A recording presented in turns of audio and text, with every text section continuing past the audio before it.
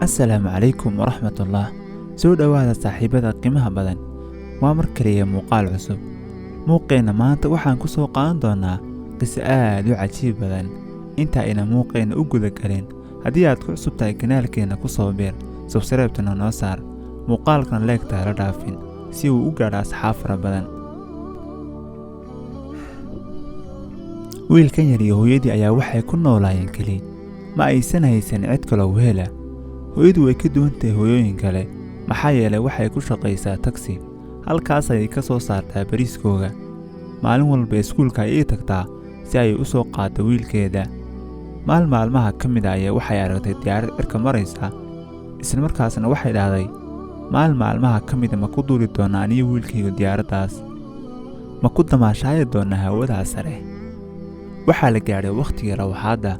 Wiilkii yaraa waxa uu soo fulay gaadhigii, waxa uuna aad ula yaabay qaabka ay hooyadii u labisan tahay iyadoo shaarbe waaweyn samaysatay. Waxay wiilkeeda u sheegtay in ay aadi doonaan Faransa.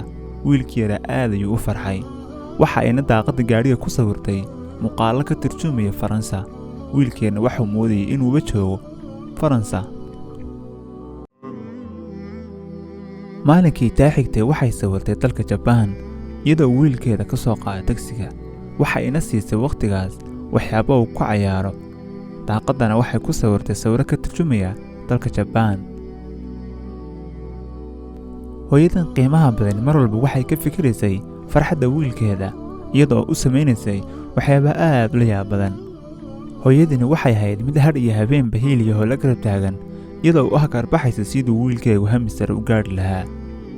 Habeenkii ayay waxay u tiri jirtay dharka, waxayna u keeni jirtay qalabka dabaasha iyadoo baraf fara badan u keeni jirtay. Wiilkeena waa ku faraxsanaa waxyaabaha ay hooyadu u sameynayso. Wiilka yar maanta waxuu ka soo baxay iskuulka, laakiinse nasiib darro ma uusan helin hooyadii meel walba sugi jirtay. Hooyadii gaadhiga ayaa ka xumaaday, isla markaana way hagaajisatay. Rakaabkiina waa geysay meeshii ay doonayeen. Waxay xasuustay waqtigii ay u tagi jirtay wiilkeeda iyadoo waqtigaana saacadda eegtay. Waxay ka fikirtay waxyaabaha ay u geyn lahayd wiilkeeda, laakiinse maanta ma hayso waxay u geysay wiilkeeda. Dhinaca baara waqti badan ayay fikiraysay, isla markaasna waxay tagtay meel u dhow xeebta, waxayna ka soo buuxisay bacaad fara badan. Waxay ku sawirtay daaqadaha gaadhiga sawirada ay Masar caan ku tahay, isla markaasna wiilkeedii ayay u timid isagoo halkii fadhiyo sugaya. Wiilkeeda waa uu xanaaqsan yahay hooyadii, waqti badan ayuu halkan ku sugayay. Marka ay gaadhiga ka soo tagtay ayaa waxay u sheegtay wiilkeeda in ay Masar tagi doonaan. Wiilkii yaraa waxa uu la yaabay waxay hooyadii sameynayso, aad ayuuna ugu qoslay isagoo iska ilaaway cadhadii haysay. Hooyadiina waxay ahayd mar walba mid ku dadaasha si ay wiilkeega u farxad gelin lahayd. Waqtigu waa uu socdaa, maalmuhuna waa iskurayaan, halka sannaduhuna ay isdaba yaallaan. Waqti badan ayaa ka soo wareegtay. Wiilkii yaraa iyo hooyadiina waa ay weynaadeen. Hooyadu hadda waa howlgab oo wax ma qabsan karto, waxa ayna daawanaysaa TV-ga. TV-gii ay daawanaysay ayaa waxay ka aragtay diyaaradda hawada sare maraysa. Wiilkeedii ayaa soo galay, waxa uuna arkay jawiga ay hooyadii ku jirto, isla markaasna waxa uu u degdegay si uu tigidh u soo jari lahaa. Waxa uuna ka rumaynayaa riyadii ahayd aniga iyo wiilkaygu maalmaha ka mid ah hawada sare ma ku duuli doonaa. Waxa uu tagay goobtii lagu jarayay tigidhada, isla waqtigaasna waxa uu soo jaray 2 tigidh. Hooyadu waxay dareentay in dibadda qof taagan yahay, waxayna ka soo baxday gurigii. Waxa ayba si kaliya u aragtay wiilkeedii oo 2 tigidh haya, isla markaasna waxa uu sheegay in ay hawada sare ku duuli doonaan. Hooyadu farxad awgeed ay iska garan weyday, aad ayayna u ilmaysay, waxayna la yaabtay hamigii ay rajaynaysay siduu u rumoobay. Hooyadu waxay iska garan weyday farxad awgeed, waxa ayna gelisay wiilkeeda laab iyadoo aan ku khasaarin tacabkii badnaa iyo rafaadkii ay la soo martay wiilkeeda. Daryeelidii ay daryeeshay yaraantii iyo dhisitaankii ay dhistay in uu guushan maanta u gaadho. Lama inkiri karo, lagamana ilduufi karo kaalinta mugga iyo miisaanka ku qotonta. Sidaas oo ay tahay, waxa ayaan daro ah haddii aynu ka dhowno isxasuusinta qiimaha hooyo. Hooyadu waa laf-dhabarta wax allaale wuxuu Eebba uumay, gaar ahaan aadamaha. Waxaana shaki la'aan ah laf-dhabartu inay tahay waxa kaliya ee wax walba la'aanteed aanu taagnaan karin ama uusan jiri karin. Waxa kale oo aynu ogsoonahay in diinta islaamku ay si ballaaran uga faallootay una iftiimisay qiimaha iyo qayaha ay hooyadu leedahay.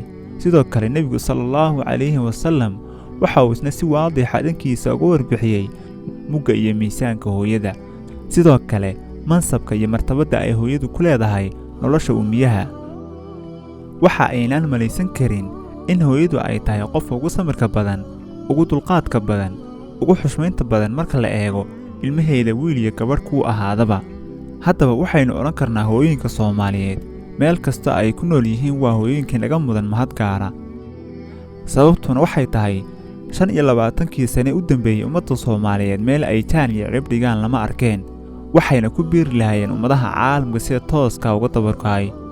sababtuna waxay tahay dagaallo hor leh iyo dhibaatooyin fara badan kuwaasoo la soo darsay awgeed.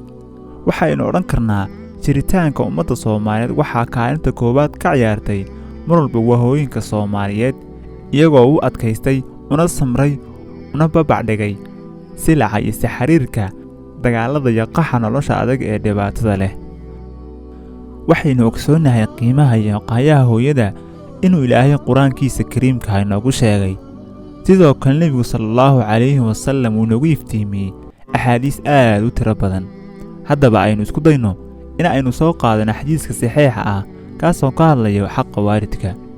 nebiga sallallahu calayhi wasallam ayaa waxa uu yimid nin waxa uuna ku yidhi, rasuulkii Ilaahayow, yaa dadka iigu dhow iiguna horeeya isla markaana aan u samafalaa. rasuulku sallallahu calayhi wasallam waxa uu ugu jawaabay hooyada. ninku waxa uu ku celiyey yaa kale, haddana hooyada. ninku wuxuu ku celiyey ilaa 3 jeer yaa kale. rasuulkuna mar walba waxa uu ku lahaa hooyada. markii afraad ayuu rasuulku ku dhahay sallallahu calayhi wasallam aabbaha. waxa aynu aragnaa in rasuulku sallallahu calayhi wasallam 3 jeer ku celceliyey xaqa ay hooyadu ku leedahay diinta islaamka dhexdeeda. bila kadib waad kortay, haddana hooyada aab waxay ku dooran magacii ugu wanaagsanaa, magac loo bixiyo wiil ama gabadh.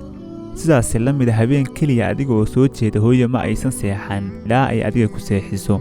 hooyadu waa tiir udub dhexaadka nolosha, waana laf-dhabarta isku hinjisa ama taageerta waaridda iyo jiritaanka qoyska, qaranka iyo guud ahaanba caalamka. waxa ay hooyaduna sii siisaa oo ayna sii bartaa hanashada nolosha iyo xeelkeenna sugaya ee u baahan barashada iyo baadigoobkeeda. hooyadu waa furaha jannada. nebigu sallallahu calayhi wasallam waxa uu yidhi, jannadu waxay hoos taallaa cagaha hooyadiin ee qofkii hooyadii nooshahay ka ducayso. hooyada si aad janno u gashid, inta bilaa hooyada ahna mar walba qur-aanka u akhriyo una duceeya. nolosha aadamuhu waa mid istaba taalla oo qor isku dhiiba ah. waalid walba waxaa soo barbaariyey waalidkiisii isaga dhalay. qaab hanaan iyo xirfado kala duwan ayay u soo koriyeen. qoysku wuxuu si toosa isugu xidhmaa marka qoysku yahay qoys diinta islaamka ku dhisan.